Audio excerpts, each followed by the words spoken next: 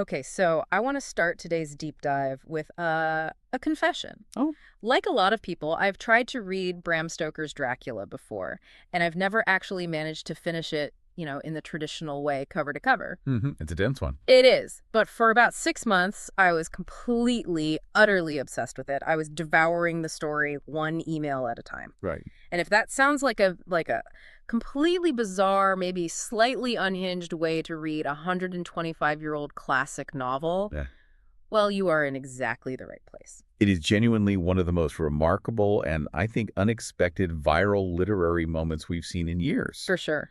And we've got a fantastic stack of sources today. We're looking at everything from academic research on digital humanities to deep dives on social media metrics and magazine features. So what's the mission here? Our mission is to really understand how this new world of internet book clubs actually works, specifically how the strategic, and this is a key word, remediation of these classic, often intimidating texts, is creating these powerful new literary communities. Remediation, so just Right. changing how they're delivered. Exactly. Changing the delivery for an age of, incredibly fast content. Okay, let's unpack this with the source of all the madness. Dracula Daily. The whole phenomenon is completely rooted in the novel structure. That's the secret sauce right there. Totally. Dracula is an epistolary novel, which is just a fancy way of saying it's told through diary entries, letters, ship logs. Newspaper clippings, all of it. Yeah. And critically, every single one of those passages has a specific date on it. The story runs chronologically from May 3rd all the way to November 6th. So it's already broken up into little pieces. It's essentially prepackaged for email. And this artist, Matt Kirkland, he saw this and just had this brilliant idea to create a Substack newsletter. It delivers the story to you in these real-time chronological bits. So if Jonathan Harker writes a journal entry on June 28th, You get that email on June 28th. Simple as that. the first run back in 2021, that was sort of the proof of concept, right? It had, 1,500 subscribers? Yeah, mild success. It showed the idea worked. But then 2022 happened, and everything just went stratospheric. I remember seeing it everywhere. It just exploded. It surged past 200,000 subscribers almost overnight. And by the 2023 run, it was over 252,000 people. It stopped being just a newsletter. It became this, shared internet event that lasted for months. And what's so fascinating is that the format itself is the engine for all that engagement. The creator made this great point that reading a traditional book now is almost like binge watching. Right. You get the whole season dropped on you at once. Exactly. It demands this huge, continuous block of your attention. But hold on, isn't there something to be said for that? For that deep, immediate immersion you get when you just live inside a book's world for a few days. Doesn't this spaced out thing prevent that? That's a really good question. And yes, binge reading gives you depth, but it's a very solitary kind of depth. Okay. What the email format does is it forces this interrupted, slow, spaced out cadence. And this is such a profound structural change. It uses the book's own dated entries to fit our modern, bite-sized information habits. So it's using the book's old structure to fit our new way of consuming things. Yes, but here's the irony. It reconnects us to the 19th century experience. Modern readers get that amazing feeling of suspense, of the expectation of week-long breaks that the original readers of serialized novels would have felt. It turns reading from a solo activity back into this collective anticipation. And you could feel that anticipation online. The community just flourished on Tumblr. It became this giant, sprawling pseudo-book club. Our sources call it the undisputed home of fandom for this. And it was huge. In 2022, Dracula Daily wasn't just like a popular book thing. It was the fourth most popular web series fandom on the entire site. Wow. So it was up there with big TV shows. Right next to major TV shows and movie franchises. And think about the output. People weren't just commenting. They were creating. Right. The fan art was incredible. Fan art, comics, really elaborate memes, and these incredibly long, thoughtful analyses of the plot and characters. I saw some of those. They were half a term paper long. Seriously. Dissecting themes of class and gender and colonialism, all in a 19th century Gothic novel. It was amazing. And this slow, chronological drip feed created these really specific shared cultural moments that everyone experienced together. And here's where it gets really interesting, because the story kicks off with Jonathan Harker's journal. You're stuck with him. You spend the entire month of May with him, trapped in this increasingly desperate claustrophobic castle. And so he became the single most blogged about character. The fandom got so attached to him, he was affectionately our good friend Jonathan. Everyone was rooting for him. Exactly. And the sources point out that the discussion wasn't just, fun and memes. It pushed for real critical reading, but through a modern lens. What do you mean? Well, fans were widely praising the book's depiction of his PTSD after he escapes the Count. Wow. Think about that. A 19th century Gothic hero being analyzed collectively through the language of modern mental health awareness. That's a huge shift in interpretation. That is amazing. But I think to really prove the sheer intensity of this community's commitment to the text, we have to talk about the Paprika Discourse. Ah, yes. The Great Paprika War. It was unbelievable. These heated debates erupted online all over the Tumblr tags about a single dish Jonathan Harker eats called paprika hendel. And the argument was, what exactly? The core argument was whether the paprika used in that dish in the 19th century would have been sweet or spicy. You're kidding. I am not. It hinged on the history of sweet pepper cultivation in Hungary. You had actual Hungarian users weighing in, saying, this is just German for our national dish, paprika shirka, and it is not made with spicy paprika. And then the other side. Others were citing historical agricultural texts about how slowly capsaicin varieties spread across Europe. This was hundreds of thousands of people collectively applying intense scholarly scrutiny to a single sentence in the book. That's the perfect example. That little anecdote shows exactly why the format works so well. Yeah, the constraint, the slow daily reveal, it generated this collective ownership.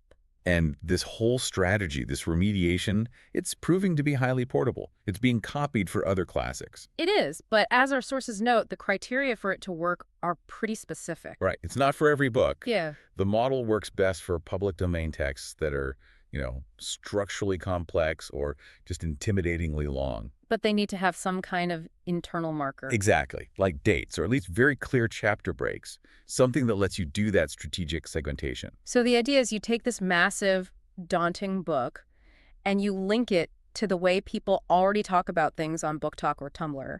You're basically forcing a collective water cooler moment. That's it. If you just hand someone a copy of Moby Dick from 1851, Right. You might, shy away from the length, the digressions. For sure. But if you deliver it in manageable, dated chunks, suddenly that really difficult text becomes a social event. And we are seeing successful spin-offs. There's The Woman in White Weekly. Which segments Wilkie Collins' novel to match its original serialized pace. There's also a whole series of them called Literary Letters that just keeps picking new epistolary novels. But I think the most ambitious one has to be Whale Weekly. Oh, the Moby Dick one. Yeah, because Melville's classic does not have that built-in chronological structure. So the creator had to meticulously build their own timeline just to serialize it over 3 years. Wow. That just underscores the whole point, doesn't it? You have to adapt the structure to fit the modern attention span. Or look at Letters from Watson, which splits Sherlock Holmes' short stories into 3 parts, sent out every other day. Yeah. It shows the model works for shorter narratives, too. And beyond just getting people to read these books, the format is actually changing how they're interpreted, right? Especially with the queer diverse community that was so dominant on Tumblr. Radically changing it, yeah. Okay, but how does the email structure specifically do that? I mean, the text is the text, isn't it? Whether it's in a book or an email. It is. But the slow sequential delivery is the key. Stoker's text doesn't have any explicitly queer characters. But because readers were forced to spend days, sometimes weeks, focusing only on the letters between, say, Mina Marie and Lucy Westenra. You really notice the details. You notice the incredible density of their affection, their bond. The communities started to collectively read their deep friendship through a queer lens, just based on the accumulated weight of their correspondence day after day. And the fan fiction numbers back that up. They absolutely do. Our sources point to a massive surge in romantic fan fiction on Archives of Our Own. That's AO3 pairing Count Dracula and Jonathan Harker. Get out. More than half of all the 610 stories written about that specific, non-canonical pairing were posted after the newsletter blew up in 2022. So it's proof. This slow collective reading literally fosters these new transformative interpretations. It's participatory culture taking ownership. They see potential relationships, undertones, and themes that you might just miss in a traditional solitary reading.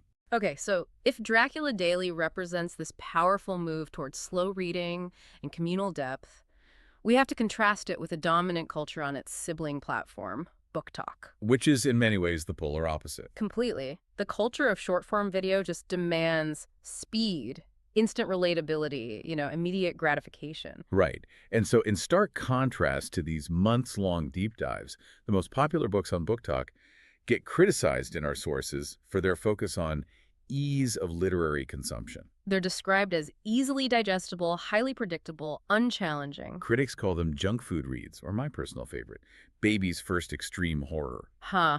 Because the focus is all on a shocking premise, right? Like Playground or Tender is the Flesh. It's about the hook, not the quality of the prose or the narrative. It's all about quick audiovisual recreations. It's content without context. That speed is just inherently at odds with the kind of immersion we saw with Dracula Daily. Content without context. It means you prioritize the shocking twist or the pretty cover over the actual, intellectual work of reading a complex book. And this is where that related trend, dark academia, comes in. The aesthetic, not the serious scholarship. Precisely. Dark academia literature offers this very specific fantasy setting where real-world power struggles are sort of muted. It's a fantasy of a functional university, right? That's the perfect way to put it. You read these books, the libraries are always open, students aren't fighting for tiny scraps of funding, professors aren't struggling on short-term adjunct contracts. So it's an escape from the bleak reality of what our sources call adjunct lit, the actual fiction about the struggles of underpaid academics. It is. It's an escapist setting that offers structure and intellectual beauty in a world that can feel really fragmented. And while the trend has definitely been criticized... From being very Eurocentric for focusing on the look over the substance. Exactly. But that narrative is evolving pretty quickly. How so? We're seeing a new wave of dark academia titles, books like Ace of Spades or R.F. Kuang's Babel. They're actively using those idealized academic settings to tackle things like systemic racism, colonialism, and elite power structures. So they're taking the aesthetic and injecting it with some real critical substance. They are. It shows that constant conversation between a modern audience and these older structures, which, tying this all back to the Gothic, our sources note that Mary Shelley's Frankenstein from 1818 is now influencing a modern Frankenstein aesthetic. This one is fascinating because it's purely visual. It's a blend of Gothic style with contemporary art. It celebrates imperfection, patchwork, individuality. It just shows how these centuries-old texts keep feeding modern visual culture, proving they resonate whether you consume them in a fast TikTok edit or a slow email drip. The power of Gothic horror transcends the medium. It really does. So, after all this, what does it all mean? For us, for the future of how we read. The success of Dracula Daily feels like this powerful synthesis of a classic structure with modern digital platforms. It is.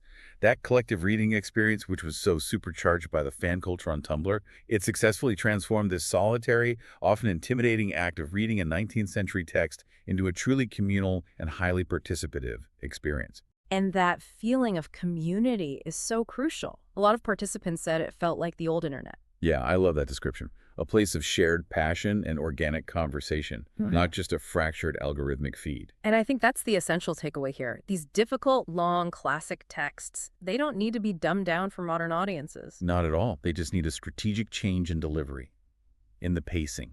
Yeah.